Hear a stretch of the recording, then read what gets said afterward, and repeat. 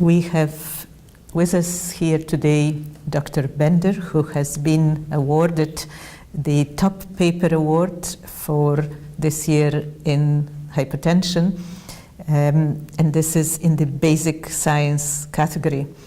I think our readers would be really interested to understand, in light of the obesity being such a huge problem in our population everywhere in the world, particularly in the United States, whether your findings on mineralocorticoid receptor antagonism and how it relates to obesity and cardiac diastolic dysfunction, how your data in the laboratory have been novel, and also how that could be in due course applicable to patients.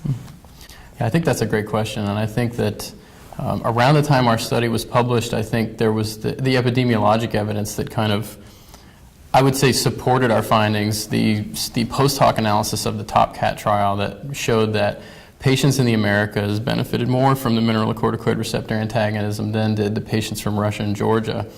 And so I think what we're starting to see, both in our model in the lab, but more importantly in humans, is that there are subpopulations of patients that have diastolic dysfunction that may benefit from mineralocorticoid receptor antagonism more than others. I think the TOPCAT trial, although it was largely negative, really informed clinical decision making in that aspect of the utilization of mineralocorticoid receptor antagonists.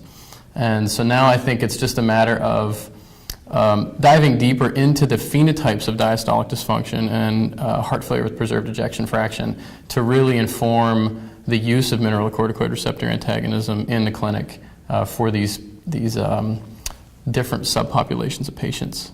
Do you think molecular mechanisms translated then to human population could be useful clinically, or from the point of view of population as a whole, the stratification of patients on the basis of some subtypes? Or is that a dream? Yeah.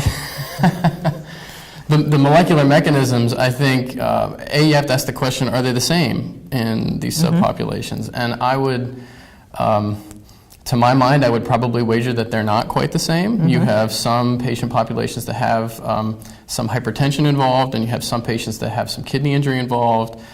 There's been some recent commentary on that with some matrices published that try to prescribe a variety of medications for heart failure with preserved ejection fraction. And I think that's a good first step, but I don't think we're quite there to be able to say this is a biomarker for somebody that needs spironolactone, or this is a biomarker for somebody that needs some other clinical intervention. Okay, so that's very good. Thank you very much, and congratulations again on your very well-deserved award. Thank you very much.